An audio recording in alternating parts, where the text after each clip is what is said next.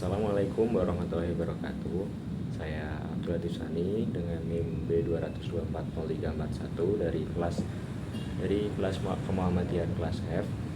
Baik, di sini saya akan melakukan pembahasan tentang materi yaitu pembaharuan di dunia Islam.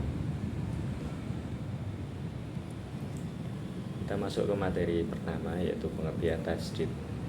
Tajdid sendiri secara bahasaan atau lugawi merupakan proses membaharui sesuatu yang dipandang usang atau rusak. Secara istilah yaitu upaya menghidupkan ajaran Al-Quran dan Sunnah yang telah banyak ditinggalkan umatnya, serta memurnikan pemahaman Islam dari hal-hal yang bukan asal dari Islam. Kemudian dua makna tajdid dari Muktamar Tarjih tahun 1989. Yang pertama ada pemurnian, yaitu pemeliharaan ajaran Islam agar tetap bersumber pada Al-Quran dan Sunnah bersalihah. Kemudian yang kedua ada peningkatan atau modernisasi, yaitu penafsiran dan perwujudan ajaran Islam dengan mengikuti perkembangan zaman namun tetap berpegang pada wahyu. Kemudian masuk ke tujuan dan dimensi tajdid, dengan tujuan yaitu memfungsikan Islam sebagai hudan atau petunjuk, Furqan sebagai pembeda, dan rahmatan lil alamin bagi perkembangan masyarakat serta impact. Dimensi tajdid dalam Muhammadiyah yaitu 1. Pemurnian akidah, ibadah, dan pembentukan akhlak mulia. 2. Pembangunan sikap hidup dinamis, kreatif, dan progresif. 3. Pengembangan kepemimpinan organisasi dan etos kerja. Kemudian masuk ke karakteristik pembaharuan Islam. Dalam masa klasik ini berfokuskan pada purifikasi atau pemurnian iman dan praktik muslim.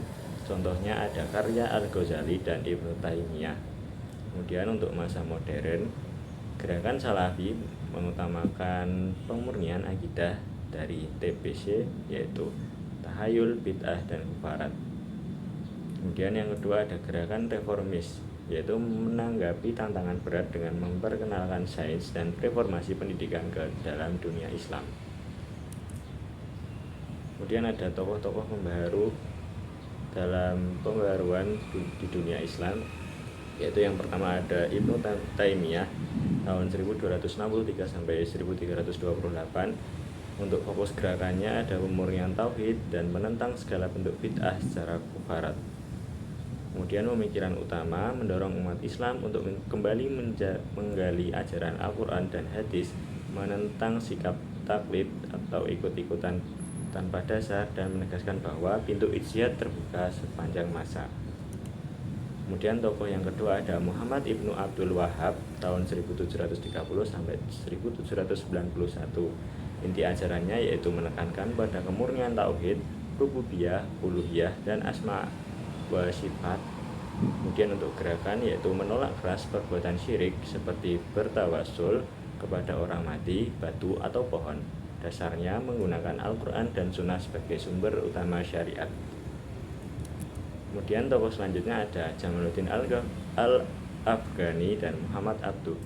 Yang pertama, Jamaluddin Al-Afghani menekankan pentingnya akal dan hukum, menggagas pan-islamisme untuk menyatukan dunia Islam melawan penjajahan barat.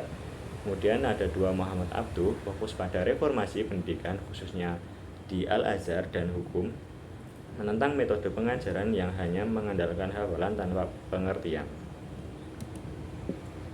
Kemudian yang terakhir ada gerakan pembaharuan di Indonesia.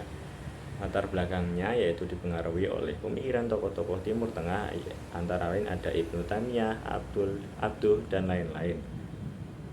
Organisasi awal yaitu yang pertama ada Jamiatul Khair tahun 1905, pelopor organisasi modern dan sekolah bersistem kelas di Indonesia.